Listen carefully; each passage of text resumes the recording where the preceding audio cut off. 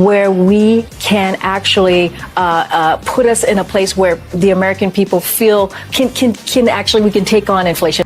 Putting together the video and the exhibits is an exhausting exercise. Yeah. Before I took office, there was a lot of folks out there making some pretty bold predictions about how things would turn out.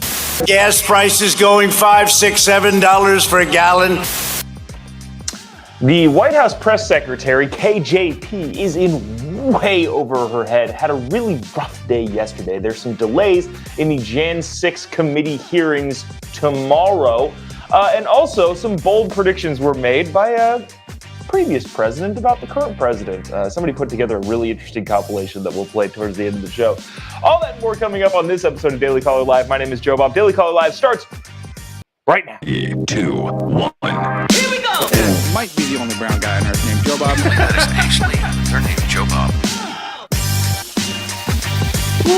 Live from the dingy bunker, completely cut off from the outside world, except for you fine folks. My name is Jobob. This is Daily Caller Live. On today, it is June 14th, the year of our Lord 2022. The White House press secretary, the new gal, Karine Jean-Pierre, KJP as she's affectionately known by her acronyms, is in way over her head. It's turned from humor to pity almost in my mind. She's having a rough go of it. Had a press conference yesterday in which she said some interesting things that we've got to play for you. Maybe I'm not good at this job either. And then went on Don Lemon's show and just had a rough day yesterday. You know what? We're just going to play it. We're just going to play the video right here. Let me see what, I'm also, it's National Flag Day. Happy National Flag Day. Somebody put in that in the comment section. I don't want to miss that. I think it's also Trump's birthday. I don't actually know. Yeah. Anna says it's Trump's birthday. So happy all of those things to you and yours. But back to the White House press secretary, KJP being in over her head. Watch this from yesterday's press conference. I wanted to be really clear. Sorry, let me set that up really quick. So this is KJP talking about, somebody asked about the assassination attempt on Brett Kavanaugh, and this is what she said. So resetting here. The White House press secretary was talking about Brett Kavanaugh's attempted assassination. This is what she said. The Department of Justice, as it relates to Kavanaugh, has U.S. Marshals providing support to the Supreme Court Marshal, and the President supports legislation to fund increased security for court and judges. And it is now been reported that the Marshals, our administration assigned to help protect judges, were instrumental in the person not accomplishing the horrible deed he set out to do. This is the threat that we saw against Kavanaugh.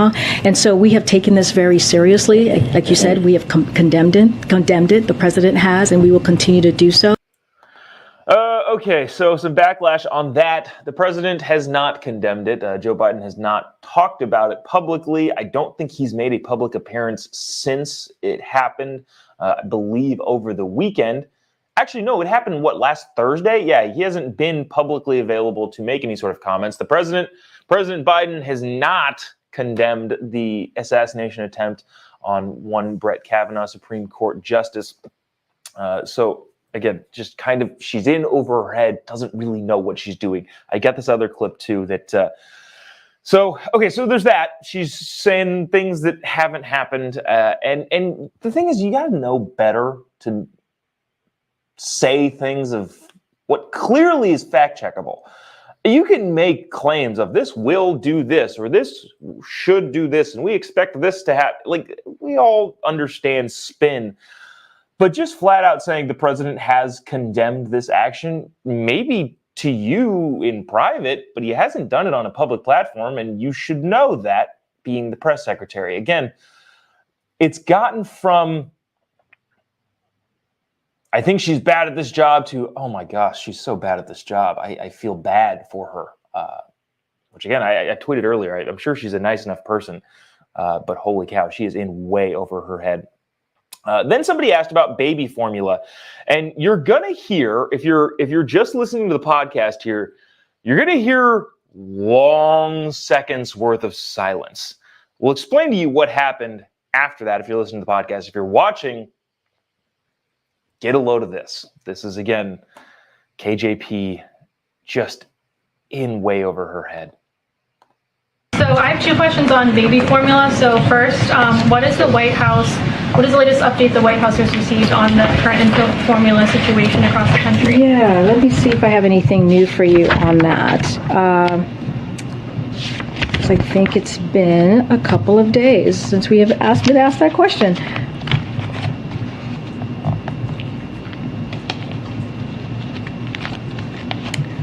Okay. I don't have anything new. I know we made some announcements last week. I just don't have them in front of me. So for about 20 seconds, she flips through her binders and just kind of stares at it and says, at the end of it, yeah, I don't have any update for you, which is, not the way that job is supposed to work. I want to bring up this comment. This is kind of interesting. Joyce says, I don't think we could get any worse than Jen, but we did. God bless America. Don't feel bad for her. Here's the thing that is true objectively from a political standpoint in terms of the inner workings of politics. Jen Psaki, while she obviously said several untruths from the podium at the White House press briefing room, she was good at what she was doing. And what she was doing was deceiving America, which, okay, tangent on tangent. The press secretary is an interesting job in general. We, the American people, pay somebody to lie to us on behalf of the person that we elected to the office. It's just a weird thing in general. Press secretaries spin things in the best possible way for the president and the administration. And that's their entire job. So that is the gig. The gig is to spin what the president's doing in the eyes of the media to the American people. Jen Psaki was very good at doing that. She was good at deflecting and spinning off. I didn't agree with anything she was saying, and she clearly was being dishonest a lot of the time. But in the job of spinning, she was very, very good at it. So that is what it is. This new Karine Jean-Pierre is bad at both. Obviously, the information coming out is just hogwash, and it's bad.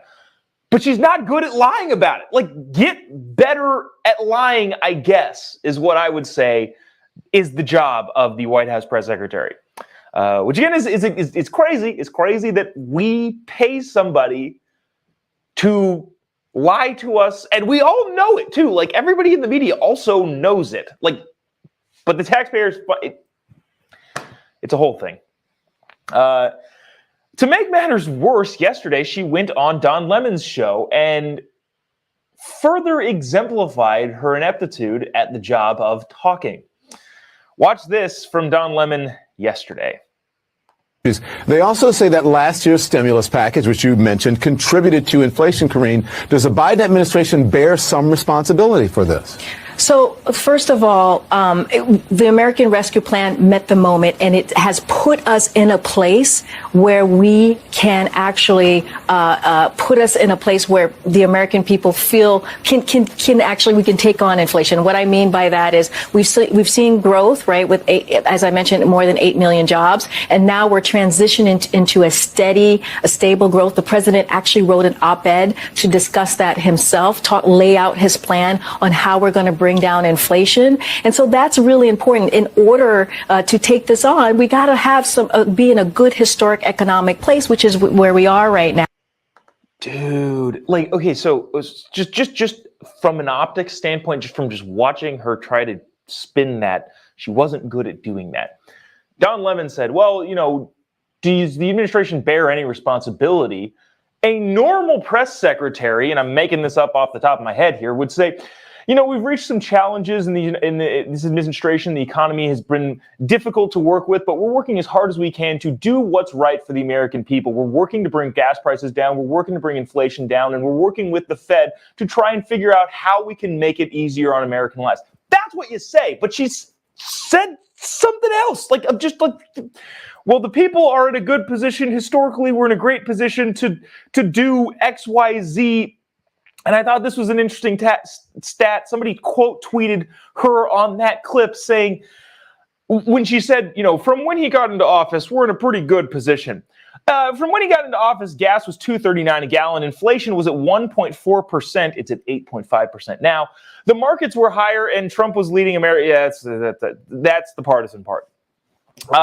But basically saying, no, when he got into office, things weren't nearly as bad. Now, as long as we're being fair about things, inflation was going to happen. The government spent so much money on the Chinese bat fever that inflation was going to happen. Now, they handled it terribly and probably made it worse with the whole American Rescue Plan. But it was bound to happen, and they, like I just said, handled it terribly. Joe Biden posted something yesterday, too, about the quote-unquote American Rescue Plan, the Spendapalooza that got passed and was signed as soon as he got into office, and said 0 Republicans voted for it.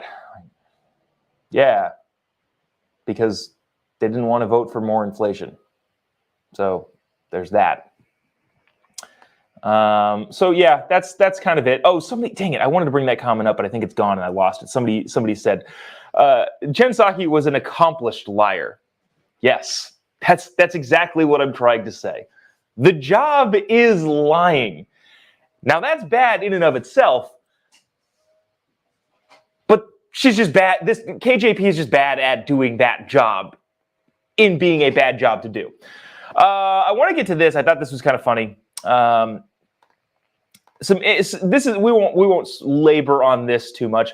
But the J6 committee hearings were delayed or are being delayed as of yesterday. And as of today for tomorrow. And I thought the reasoning behind it was funny. And I wanted to play this. This is coming from my background as a video editor and media person before I was doing this on-camera stuff. I edited a lot of videos. This is from Morning Joe, I think. Watch why the committee hearings are being delayed. It's a dog and pony show, and it's a bunch of nonsense. But here's why. Congresswoman, I understand there is a bit of a change in the schedule pertaining to tomorrow's hearing. Do you know anything about when it will be and what's going on? I think we're just firming up. There's no big deal, but I'll tell you, the putting together the video and the exhibits is an exhausting exercise for our very small, video staff. So we're trying to, we were going to have 1, 2, 3 in 1 week, and it's too much to put it all together. So we're trying to give them a little room to do their technical work. Is mainly it. So the committee hearings got delayed, and this Congresswoman, Zoe Lofgren, I think, who it was, is saying, well, it's the video department. I would like to point out that, I don't know if they knew this, they had a year and a half to get all of this stuff ready to go. And apparently 3 days in a row is too difficult for a government video staff to handle, even having had 18 months to prep everything. I don't know what to do with that information other than laugh. I've been a video editor. That was my previous life gig. I was in video production and video editing. I understand there's a lot of footage to go through if you're putting on this partisan hackery show. Having said that, that is a dumb excuse. Hey, we're being delayed because the government-funded video staff can't get their ish together after having 18 months to do it. Again, I'm not going to spend a ton of time on that, but if you needed any other evidence that the government is bad at doing things and therefore should do less things, which is what my entire political philosophy is based on, there's another example. The DMV of video editors, or the VA of video editors, apparently is who they're employing at the January 6th committee. I wanted to get to this. Shoot, are we going to have time for the other thing that I promised yesterday? Yeah, we'll get to this. This is a funny video. I saw Dave Rubin reposted this. I believe it's from a group called Maze. I like to give credit where credit is due. It is a compilation. Well, I'm not going to explain it. I'm just going to play this video. It's a little bit long, but it's hilarious in what it's doing. If you're just listening to this, the voices that you hear are pretty distinguishable between President Biden and President Trump. But watch this. This is funny. Before I took office, there was a lot of folks out there making some pretty bold predictions about how things would turn out. You might remember some of the predictions. They're coming for your guns, they're coming for your jobs, and they're coming for your freedom. They hate American energy, and Joe Biden will shut it all down. He's going to. That if I became president, Biden's elected, he will wipe out your energy industry. Another prediction that is my favorite one, I must add, is that if I got elected, Gas prices going $5, $6, $7 for a gallon. Flood your communities with criminal aliens, drugs, and crime while they live behind beautiful gated compounds. They try to take away your gun, Second Amendment, they want to take it away, while they enjoy private security that's fully armed. I never understood that one. You spend trillions of dollars rebuilding foreign nations, fighting foreign wars, and defending foreign borders. So for all those predictions of doom and gloom 6 months in, here's where we stand. Do you want to use the word recession or depression? Think of the single mom struggling to put food on the table each month. You know, it's sad. So if your primary concern right now is inflation, We could stop it in 30 minutes. when I took office, He finally went outside. He went to get an ice cream. look, the bottom line is this. I say you're not doing a very good job. Because he can't take any questions now from the press.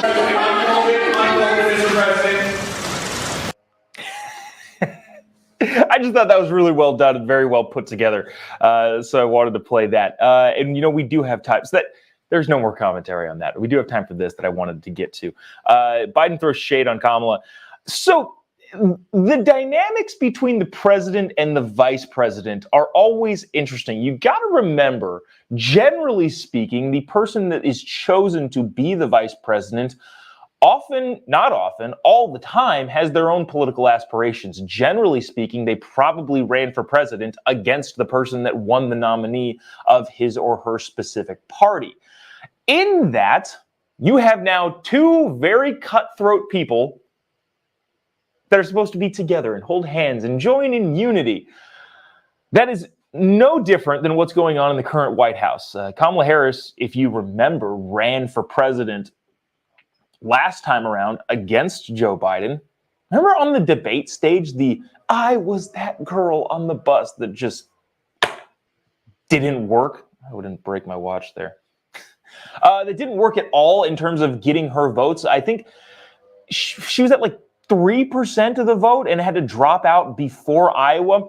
The bottom line is, this idea that the president and the vice president are joining in hands and uniting to lead America is nonsense. And it doesn't matter who it is, Republican, Democrat in office.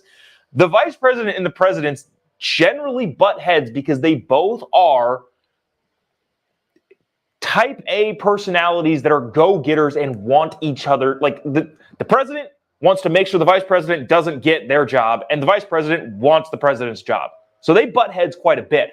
So that's what made this interesting when President Biden was at this America's festival thing, not festival, whatever it was, the other day, and talked about Kamala at the border. So watch this with that context in mind, knowing that there is a severe rivalry between the president and the vice president. I thought it was important that I come by because I think when you have everyone from presidents to prime ministers to foreign ministers here, this should be principle to principle. The vice president has been kind enough to take on managing this part of the portfolio for me, just as I did for when I was vice president for my former president. But it is something that, and I've asked her to personally do this, but it is my responsibility, and I want you to know that on a leader-to-leader level, like we did, whether it's dealing with climate in Europe or here, it should be person to person. And you should have access to me, and I hope I can have access to you as well. So at this, Convention of Americas, Joe Biden is sitting there saying, well, I felt like you should talk to the person, but made sure, I don't know if you caught it, made sure several times to make it known that this is Kamala's thing. I asked her personally to do it. She's been gracious enough to do it because he knows and everybody knows, and it's no secret that the border is being overrun, and it's absolutely ridiculous on the United States southern border. So with the context of the president and the vice president butting heads in how they do things, both being political rivals, even though they pretend to be joined together and in solidarity to better the American people's lives, that's not the case at all ever in any administration. The president and the vice president have deep-rooted rivalries at all times. He mentioned it, I think, 3 or 4 times. Now, I think I should have been present here, and I want you to be able to talk to the guy in charge. But Kamala has been in charge of this. I asked her to do it personally, and she's been gracious enough to take on this task that is not being completed at all whatsoever in any way, shape, or form. Just so you know, this is Kamala's doing. I told her that she could do it. This is her. She's doing that. Yeah, I don't know. I wanted to bring that on just from a politically, political standpoint. So let me see. Some of these comments are very funny. The whispers. Brian saying Trump's predictions were spot on. That was that last video we played was pretty interesting. Oh, interesting. Cool. Got some hate too. That's going to do it for us today. That's what we got. So tomorrow, I wanted to try and bring this on, but I just didn't have time to put it all together. So if you're familiar with Libs of TikTok, there's some more stuff bumbling around with Libs of TikTok that is interesting and noteworthy. The Babylon Bee getting involved, the Washington Post reporter Taylor Lorenz getting involved. There's a back and forth and all of that. That's really interesting. I also wanted to talk about Justin Bieber, which that's a thing in and of itself. But if you don't know this about Justin Bieber, one of the most popular, famous pop artists in the world, he has paralysis in his face, I guess, which feel bad for you, dude. Hope you get better. And there's a lot of things going around about getting shots and not getting shots and what happened to his face and all that sort of stuff. I kind of want to clear the air on that tomorrow. So those are the two things. I'm trying to keep a backlog in my head of things that I say we're going to talk about the next day, but then things happen that we don't talk about the next day. We did get the Biden-Kamala Harris shade thrown on in today. So tomorrow, Libs of TikTok, Justin Bieber's face. And I do think those are way more important than on the surface level. Who cares about a pop star's face? Well, I do think there are implications societally and culturally that need to be talked about, and I think they're fascinating to discuss. So that's that. If you haven't already, give me a follow on any of your social media accounts. Just type in Jobob pretty much anywhere. Jobob. I feel like I haven't explained this in a long time. One grandparent was Joe. The other one was Bob. And my parents couldn't decide which one they were going to name me after, so they combined them. And that's how you get the hillbilly Alabama backwoods name on the brown guy. So that's just type in Jobob wherever you have social media. You can follow me, send me messages, all of that sort of stuff. Some of you send me too many messages. I appreciate the excitement and enthusiasm, but tone it back a little bit. You can follow me anywhere, social media accounts. Let me see. Anything else? Any other announcements? Am I going to be anywhere? Nope. No, I think that's it. That's going to do it for us today. We'll see you tomorrow, same time, same place on, it's only Tuesday. See you then. God bless America.